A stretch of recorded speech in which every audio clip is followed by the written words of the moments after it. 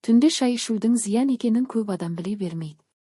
Әсіресе кешке бірнеше кеседен артық шай ішкен кезде ағзаға түсетін салмақ бірнеше есе көбейеді. Біз көбіне шай жеңіл сусын, зияны жоқ деп ойлаймыз. Бірақ адам ағзасының түнгі режимі мүлде басқаша жұмыс істейтінін ескерген жөн. 1. Бүйрек түнде демалуы тиіс. Ағзадағы барлық мүшелер сияқты бүйректің де табиғи тәуліктік ырғағы бар. Күндіз бүйрек белсенді жұмыс істейді. Түнде жұмыс қарқынын баяулатып демалыс режиміне өтеді.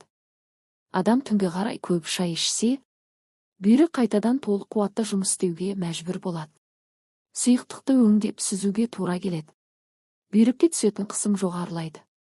Ұйқы кезінде ағза тынығуы тиіс, бірақ артық шай салдарынан бүйрек түннің жартысында да тоқтамай еңбек етеді. 2. Түнгі шай қан қысымын көтеруі мүмкін. Шайдың құрамында кофеин бар. Ол қан тамырларын аздап тарылтады. Жүйке жүйесін белсендіретін, жүректің соғуын жиілететін әсерге ие. Күні бойы шаршаған ағза кешке тынығуы керек, бірақ шай ішкенде жүрекке күш түседі. Қан қысымы көтерілуі мүмкін. Таңертең бас ауырсынуы байқалады. Түнде шай ішетін адамдардың көпшілігі таңертеңгі ісіну, бас ауруы немесе қысым көтерілуімен жиі бетпе-бет келеді. 3.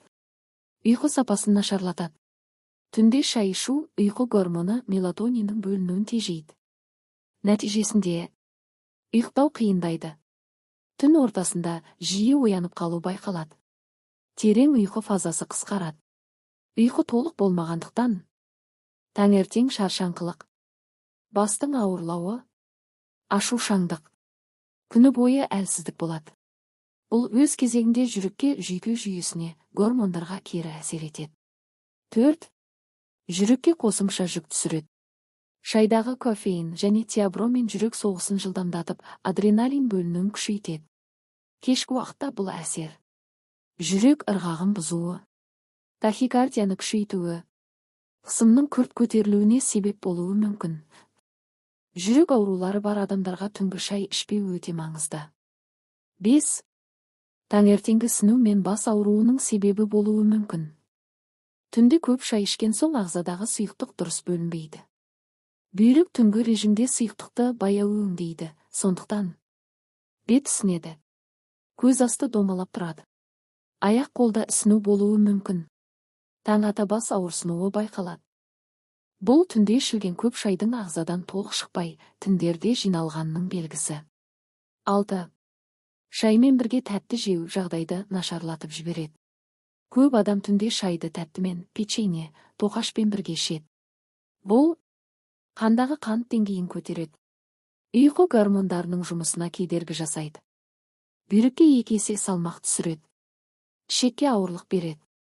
Түнгі шай тәтті таңертеңгі шаршаңқылық сыну қанттың секіріп өзгеруі.